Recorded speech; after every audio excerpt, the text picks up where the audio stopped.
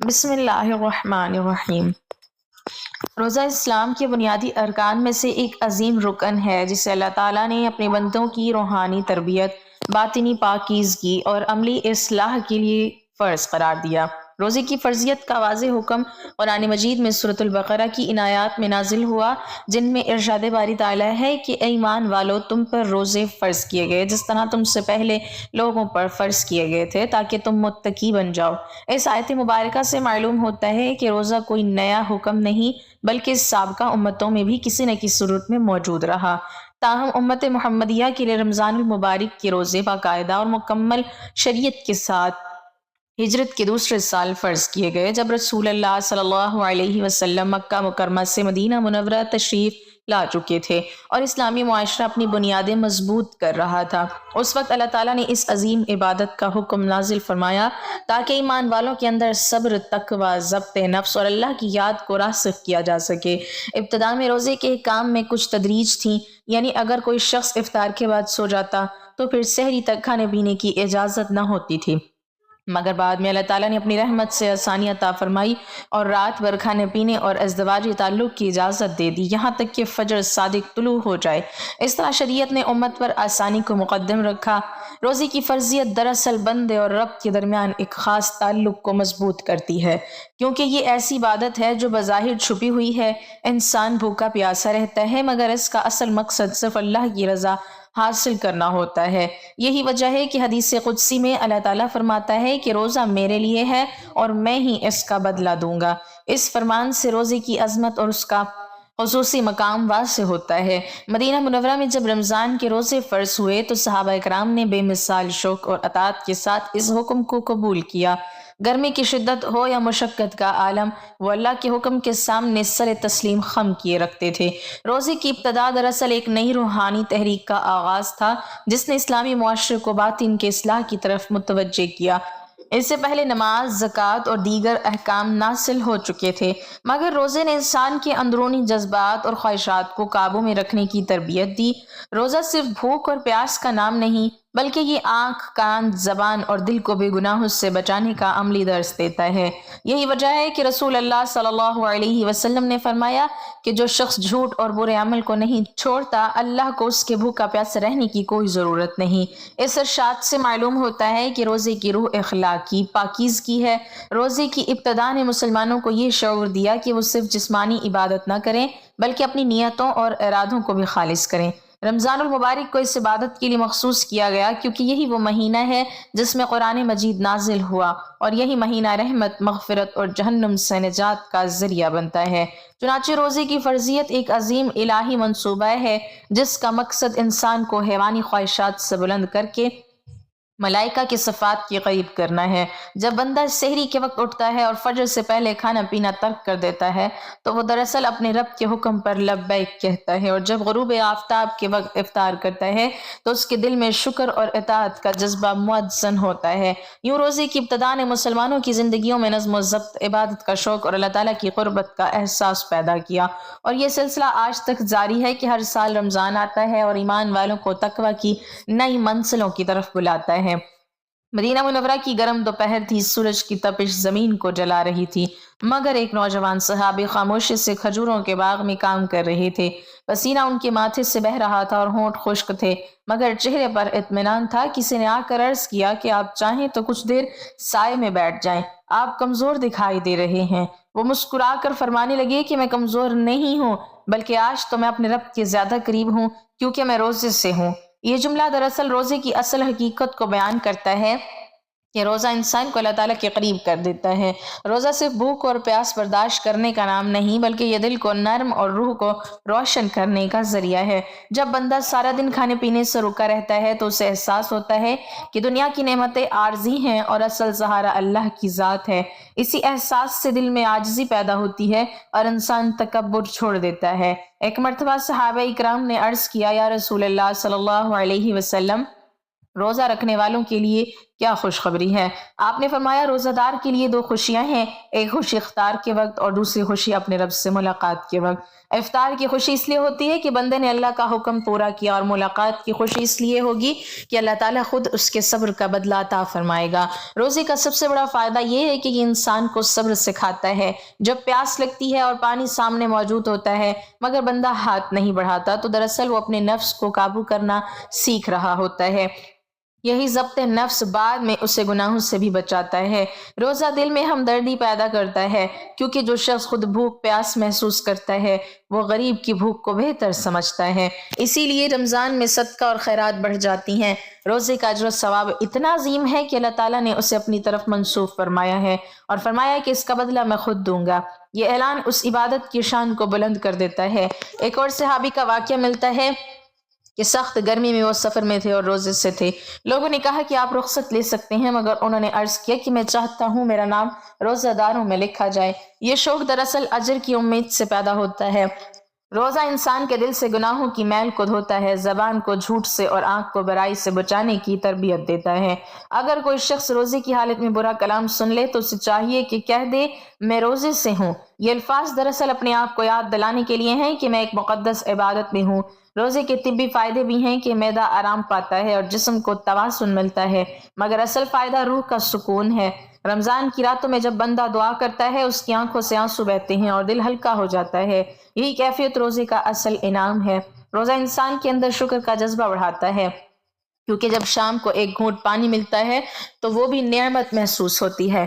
روزہ ہمیں سکھاتا ہے کہ اصل طاقت کھانے میں نہیں بلکہ اللہ پر بھروسہ کرنے میں ہے۔ یہی وجہ ہے کہ صحابہ اکرام روزے کو بوجھ نہیں بلکہ نعمت سمجھتے تھے۔ ان کے نزدیک روزہ دل کی صفائی اور جنت کا راستہ تھا۔ رسول اللہ صلی اللہ علیہ وسلم نے فرمایا جنت میں ایک دروازہ ہے جسے ریان کہا جاتا ہے، اس سے صرف روزہ دار داخل ہوں گے۔ یہ بشارت سن کر صحابہ کے دل خوشی سے بھر جاتے تھے اور وہ شوق سے روزے رکھتے تھے۔ یوں روزہ ایک ایسی عبادت ہے جو انسان کو زمین سے اٹھا کر آسمان کی بلندیوں تک پہنچا دیتی ہے۔ یہ نفس کو جھکاتی ہے اور روح کو اٹھاتی ہے۔ یہ انسان کو گناہوں سے دور اور رحمت کے قریب کرتی ہے، اور یہی اس کا سب سے بڑا اجر اور سب سے بڑی کامیابی ہے۔ مدینہ منورہ کی ایک پرسکون شام تھی۔ سورج غروب ہونے کے قریب تھا اور گلیوں میں افطار کی تیاری کا ہلکا سا شور سنائی دے رہا تھا۔ اسی وقت ایک گھر ایسا بھی تھا جہاں چولہا ٹھنڈا تھا اور برتن خالی پڑے تھے۔ وہ گھر تھا حضرت علی رضی اللہ تعالیٰ عنہ، حضرت فاطمہ رضی اللہ تعالیٰ عنہا کا۔ دونوں روزے سے تھے مگر گھر میں افطار کے لیے صرف چند جو کی روٹیاں موجود تھیں جو بڑی محبت سے تیار کی گئی تھیں۔ دن بھر کی بھوک اور مشقت کے بعد جب افطار کا وقت قریب آیا تو دروازے پر دستک ہوئی۔ باہر ایک مسکین کھڑا تھا اور اس نے کہا کہ میں بھوکا ہوں اور کئی دن سے کچھ کھایا نہیں۔ گھر کے اندر ایک لمحے کے لیے خاموشی چھا گئی، مگر فوراً اللہ کی رضا کو ترجیح دی گئی اور ساری روٹیاں اس محتاج کو دے دی گئیں۔ اس رات دونوں نے پانی سے روزہ افطار کیا مگر دل مطمئن تھا کہ انہوں نے اللہ کے لیے قربانی دی ہے۔ اگلے دن بھی وہ روزے سے تھے۔ پھر شام ہوئی اور دوبارہ چند روٹیاں تیار ہوئیں۔ اب افطار کا وقت قریب ہی تھا کہ دروازے پر ایک یتیم نے صدا دی۔ اس کی آواز میں کمزوری تھی اور آنکھوں میں امید۔ ایک بار پھر وہی منظر دہرایا گیا اور سارا کھانا اس یتیم کو دے دیا گیا۔ خود پانی سے افطار کیا مگر شکر ادا کرتے رہے۔ تیسرے دن بھی یہی ہوا اور اس بار ایک قیدی دروازے پر آئے اور فریاد کی کہ میں بھوکا ہوں۔ پھر وہی اظہار، وہی قربانی اور وہی خاموش مسکراہٹ۔ 3 دن مسلسل بھوکے رہ کر بھی انہوں نے اپنی خواہش کو دبایا اور اللہ کی رضا کو مقدم رکھا۔ روایت میں آتا ہے کہ ان کی اس بے مثال قربانی پر قرآن کی آیات نازل ہوئیں جن میں ان کی تعریف کی گئی کہ وہ اللہ کی محبت میں مسکین، یتیم اور قیدی کو کھانا کھلاتے ہیں اور کہتے ہیں کہ ہم تمہیں صرف اللہ کی رضا کے لیے کھلاتے ہیں، نہ تم سے بدلہ چاہتے ہیں نہ شکریہ۔ یہ واقعہ روزے کی اصل روح کو بیان کرتا ہے کہ روزہ صرف اپنے پیٹ کو خالی رکھنے کا نام نہیں بلکہ دل کو سخاوت سے بھر دینے کا نام ہے۔ روزہ انسان کو اتنا مضبوط بنا دیتا ہے کہ وہ اپنی ضرورت پر دوسروں کی ضرورت کو ترجیح دے۔ یہی وہ طاقت ہے جو ایمان سے پیدا ہوتی ہے۔ جب انسان سارا دن بھوکا رہتا ہے اور پھر بھی دوسروں کو کھانا کھلا دیتا ہے تو اس کا مطلب یہ ہے کہ اس کا یقین اللہ کی ذات پر کامل ہے۔ یہ واقعہ سن کر دل کانپ اٹھتا ہے اور آنکھیں نم ہو جاتی ہیں، کیونکہ یہ ہمیں بتاتا ہے کہ روزہ صرف عبادت نہیں بلکہ قربانی اور محبت کا عملی نمونہ ہے۔ سوچیں وہ لمحہ کیسا ہوگا جب اللہ تعالیٰ اپنے ان بندوں کو دیکھ کر فرشتوں سے فرماتا ہوگا کہ دیکھو میرے بندے میں رضا کے لیے اپنی خواہشات چھوڑ رہے ہیں۔ یہی وہ مقام ہے جہاں روزہ انسان کو عام لوگوں سے ممتاز کر دیتا ہے۔ آج بھی اگر ہم چاہیں تو اپنے روزوں کو اسی جذبے کے ساتھ زندہ کر سکتے ہیں۔ جب افطار کے وقت دسترخوان پر نعمتیں سجی ہوں تو ہمیں یاد رکھنا چاہیے کہ کہیں کوئی بھوکا بھی ہے۔ اگر ہم اپنے حصے میں سے کچھ نکال دیں تو شاید ہمارا روزہ بھی اسی طرح قبول ہو جائے۔ یہ واقعہ ہمیں سکھاتا ہے کہ روزہ صرف جسم کی مشقت نہیں بلکہ دل کی وسعت کا نام ہے، اور جو دل اللہ کے لیے وسیع ہو جائے وہی اصل کامیاب ہے۔ رمضان کی ایک بابرکت صبح کا تصور کریں جب ایک ماں سحری کے وقت سب سے پہلے بیدار ہوتی ہے، گھر کے افراد کو جگاتی ہے، کھانے کا انتظام کرتی ہے، بچوں کو پیار سے اٹھاتی ہے اور سب کو روزے کی نیت کی یاد دہانی کرواتی ہے۔ خود بھی روزے سے ہوتی ہے مگر اس کی توجہ صرف اپنی ذات پر نہیں بلکہ پورے گھر پر ہوتی ہے۔ یہی عورت کا روزہ ہے جو عبادت بھی ہے اور خدمت بھی۔ اسلام نے خواتین کو روزے کی فرضیت میں مردوں کو برابر رکھا ہے۔ جو حکم مرد کے لیے ہے وہی حکم عورت کے لیے ہے۔ اگر وہ عاقل، بالغ اور صحت مند ہو تو اس پر بھی رمضان کے روزے فرض ہیں۔ البتہ شریعت نے عورت کی فطری حالتوں کو مد نظر رکھتے ہوئے آسانی بھی عطا فرمائی ہے۔ ایام مخصوصہ اور نفاس کے دوران عورت کو روزہ رکھنے سے منع کیا گیا ہے اور بعد میں ان دنوں کی قضا رکھنے کا حکم دیا گیا ہے۔ یہ اس بات کی دلیل ہے کہ اسلام عورت پر بوجھ نہیں ڈالتا بلکہ اس کی جسمانی کیفیت کا خیال رکھتا ہے۔ خواتین کا روزہ صرف بھوک اور پیاس تک محدود نہیں بلکہ وہ صبر، برداشت اور ذمہ داری کا عملی نمونہ بھی ہوتا ہے۔ ایک ماں روزے کی حالت میں بھی بچوں کی دیکھ بھال کرتی ہے، شوہر کی خدمت کرتی ہے، گھر کے کام انجام دیتی ہے اور پھر بھی اس کے لبوں پر شکوہ نہیں ہوتا۔ اس کا ہر لمحہ عبادت میں شمار ہوتا ہے اگر نیت خالص ہو۔ رسول اللہ صلی اللہ علیہ وسلم نے فرمایا کہ جب عورت 5 وقت کی نماز ادا کرے، رمضان کے روزے رکھے، اپنی عصمت کی حفاظت کرے اور اپنے شوہر کی اطاعت کرے تو وہ جنت کے جس دروازے سے چاہے داخل ہو سکتی ہے۔ اس بشارت سے معلوم ہوتا ہے کہ عورت کا روزہ اس کی نجات اور بلندی کا ذریعہ ہے۔ خواتین کے لیے ضروری ہے کہ وہ روزے کی حالت میں اپنی زبان کی حفاظت کریں، غیبت، شکایت اور فضول باتوں سے بچیں، کیونکہ روزے کی خوبصورتی اخلاق سے بڑھتی ہے۔ اگر عورت گھر میں افطار تیار کر رہی ہے اور نیت کرے کہ میں یہ سب اللہ کی رضا کے لیے کر رہی ہوں تو اس کا یہ عمل بھی عبادت بن جاتا ہے۔ اسی طرح اگر وہ بچوں کو روزے کی اہمیت سمجھائے اور انہیں نماز اور قرآن کی طرف راغب کرے تو اس کا اجر دگنا ہو جاتا ہے۔ آمنہ اور دودھ پلانے والی خواتین کے لیے بھی شریعت نے رعایت رکھی ہے کہ اگر انہیں اپنی یا بچے کی صحت کا اندیشہ ہو تو وہ بعد میں روزوں کی قضا کر سکتی ہے۔ اس سے ظاہر ہوتا ہے کہ دین آسانی کا نام ہے۔ خواتین کا روزہ معاشرے کی اصلاح میں بھی کردار ادا کرتا ہے، کیونکہ ماں ہی وہ پہلی درسگاہ ہے جہاں بچے عبادت سیکھتے ہیں۔ اگر ماں روزے کو شوق اور محبت سے ادا کرے گی تو بچے بھی اسی جذبے کے ساتھ اسے اپنائیں گے۔ عورت کا صبر اور اس کی دعا گھر کے ماحول کو بدل سکتی ہے۔ افطار کے وقت اس کی مانگی ہوئی دعا رد نہیں کی جاتی کیونکہ روزہ دار کی دعا قبول ہوتی ہے۔ اس لیے خواتین کو چاہیے کہ وہ اپنے روزے کو صرف رسم نہ بنائیں بلکہ اسے دل کی گہرائی سے ادا کریں۔ اپنی نیت کو درست رکھیں، قرآن کی تلاوت کریں، ذکر اور دعا کا اہتمام کریں اور اپنے اخلاق کو بہتر بنائیں۔ یوں ان کا روزہ نہ صرف ان کی اپنی مغفرت کا ذریعہ بنے گا بلکہ پورے گھر کے لیے رحمت کا سبب بن جائے گا۔ حقیقت یہ ہے کہ جب ایک عورت اخلاص کے ساتھ روزہ رکھتی ہے تو اس کی خاموش عبادت عرش تک پہنچتی ہے اور اس کا اجر اللہ کے ہاں مضبوط ہو جاتا ہے۔ مدینہ منورہ کی ایک روشن صبح تھی۔ گرمی کی شدت اپنے عروج پر تھی مگر ایمان کی ٹھنڈک دلوں کو سکون دے رہی تھی۔ اسی شہر میں ایک عظیم خاتون رہتی تھی جن کا نام حضرت اسماء رضی اللہ تعالی عنہا تھا۔ وہ نہایت سادہ زندگی گزارتی تھی مگر عبادت میں سب سے آگے رہتی تھی۔ رمضان کا مہینہ تھا اور وہ روزے سے تھیں۔ گھر میں زیادہ سامان نہ تھا مگر دل میں اللہ کی محبت بے حد تھی۔ روایت میں آتا ہے کہ ایک دن افطار کے قریب ان کے پاس کچھ مہمان آ گئے۔ گھر میں صرف تھوڑا سا کھانا تھا جو مشکل سے اہل خانہ کے لیے کافی ہو سکتا تھا۔ ان کے بچوں نے آہستہ سے عرض کیا کہ آج تو ہم بھی روزے سے ہیں اور بہت بھوک لگی ہے، مگر حضرت اسماء رضی اللہ تعالی عنہا نے نہایت محبت سے سمجھایا کہ مہمان اللہ کی رحمت ہوتے ہیں اور روزہ ہمیں قربانی سکھاتا ہے۔ چنانچہ انہوں نے وہ سارا کھانا مہمانوں کے سامنے رکھ دیا اور خود پانی سے افطار کیا۔ ان کے چہرے پر نہ کوئی افسوس تھا نہ پریشانی بلکہ ایک عجیب سی خوشی تھی، جیسے انہوں نے کوئی خزانہ پا لیا ہو۔ رات کو جب دعا کے لیے ہاتھ اٹھائے تو آنکھوں سے آنسو بہنے لگے اور عرض کیا کہ اے میرے رب، ہم نے تیری رضا کے لیے دیا ہے، تو ہمیں اپنی رضا عطا فرما۔ اگلے دن کسی نے انہیں کچھ کھانے کا تحفہ بھیجا اور گھر میں برکت آ گئی۔ یہ واقعہ ہمیں سکھاتا ہے کہ عورت کا روزہ صرف ذاتی عبادت نہیں بلکہ سخاوت اور ایثار کا عملی نمونہ بھی ہے۔ اسی طرح ایک اور واقعہ حضرت عائشہ رضی اللہ تعالی عنہا کا ملتا ہے کہ وہ کثرت سے روزے رکھتی تھی اور اگر کوئی محتاج آ جاتا تو اپنا افطار اس کو دے دیتی تھی۔ ایک دن ان کے پاس صرف ایک روٹی تھی اور وہ بھی صدقہ کر دی۔ کسی نے عرض کیا کہ آپ کے پاس اپنے لیے کچھ نہ بچا تو مسکرا کر فرمایا کہ جو اللہ کے لیے دیا جائے وہ ضائع نہیں ہوتا۔ یہ الفاظ دراصل روزے کی روح سے ہیں۔ خواتین جب اخلاص کے ساتھ روزہ رکھتی ہیں تو وہ صرف اپنے نفس کو قابو نہیں کرتی بلکہ اپنے دل کو بھی وسیع کر لیتی ہیں۔ ان کی دعائیں گھر کی فضا بدل دیتی ہیں، ان کا صبر بچوں کے لیے مثال بن جاتا ہے اور ان کی عبادت آنے والی نسلوں کو دین سے جوڑ دیتی ہیں۔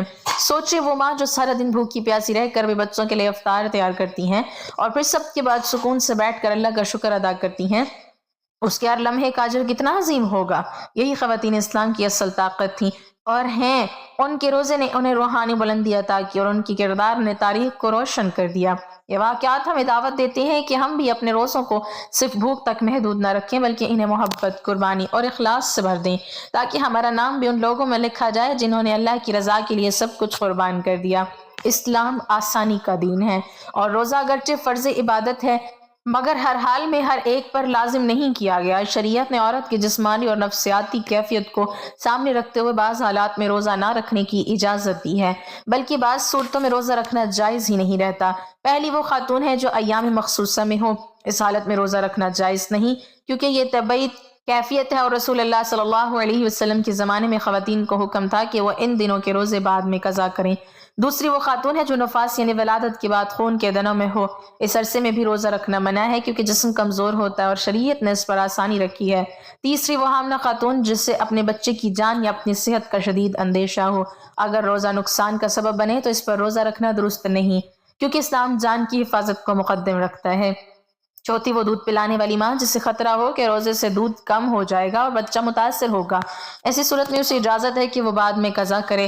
پانچویں وہ خاتون جو شدید بیماری میں مبتلا ہو اور ڈاکٹر یا تجربہ بتائے کہ روزہ اس کے لیے نقصان دہ ہے، اس پر روزہ رکھنا جائز نہیں کیونکہ شریعت ضرر کو پسند نہیں کرتی۔ چھٹی وہ خاتون جو ایسی کمزوری کا شکار ہو جو کھڑے ہونے یا روزمرہ کام کرنے کی طاقت بھی نہ باقی رہے اور روزہ اس کے لیے ناقابل برداشت مشقت بن جائے، ایسی صورت میں بھی اسے رخصت ہے۔ ساتویں وہ بوڑھی خاتون جو بڑھاپے کی وجہ سے روزہ رکھنے کی طاقت کھو چکی ہو اور امید نہ ہو کہ آئندہ رکھ سکے گی، اس پر روزہ فرض نہیں رہتا بلکہ وہ فدیہ دے سکتی ہے۔ آٹھویں وہ خاتون جو ذہنی توازن کھو بیٹھی ہو یا پاگل پن کی کیفیت میں ہو، ایسی عورت پر بھی روزہ فرض ہی نہیں کیونکہ شریعت عقل والے پر حکم لگاتی ہے۔ نویں وہ نابالغ بچی جس پر ابھی بلوغت نہیں آئی، اس پر روزہ فرض نہیں، اگرچہ تربیت کے لیے رکھا جا سکتا ہے مگر شرعی فرضیت نہیں۔ دسویں وہ خاتون جو سفر میں ہو اور سفر کی مشقت برداشت کرنا مشکل ہو، اسے اجازت ہے کہ وہ رخصت چھوڑ کر بعد میں قضا کر لے کیونکہ قرآن میں مسافر کو رخصت دی گئی ہے۔ ان تمام صورتوں سے واضح ہوتا ہے کہ اسلام عورت کی کمزوری یا مجبوری کو نظر انداز نہیں کرتا بلکہ اسے عزت اور سہولت دیتا ہے۔ یہاں مقصد عبادت کو بوجھ بنانا نہیں بلکہ بندے کو اللہ کے قریب کرنا ہے۔ اگر کسی حالت میں روزہ نقصان کا سبب بنے تو اسے ترک کرنا ہی اطاعت بن جاتا ہے کیونکہ اصل حکم اللہ کی رضا ہے۔ اس لیے خواتین کو چاہیے کہ وہ اپنی کیفیت کو سمجھیں اور شریعت کی دی ہوئی رخصت کو گناہ نہ سمجھیں بلکہ رحمت جانیں کیونکہ دین سختی نہیں بلکہ توازن اور حکمت کا نام ہے۔ اللہ ہمیں روزے کو اس کی صحیح روح کے ساتھ سمجھنے اور ادا کرنے کی توفیق دے، ہمیں صبر، تقوی اور اخلاص کے ساتھ یہ عبادت کا مکمل کرنے کی توفیق دے۔ اللہ ہمیں اپنے روزوں کو گناہوں سے بچانے، دل کی اصلاح کرنے، اپنی رضا حاصل کرنے کی توفیق دے، آمین۔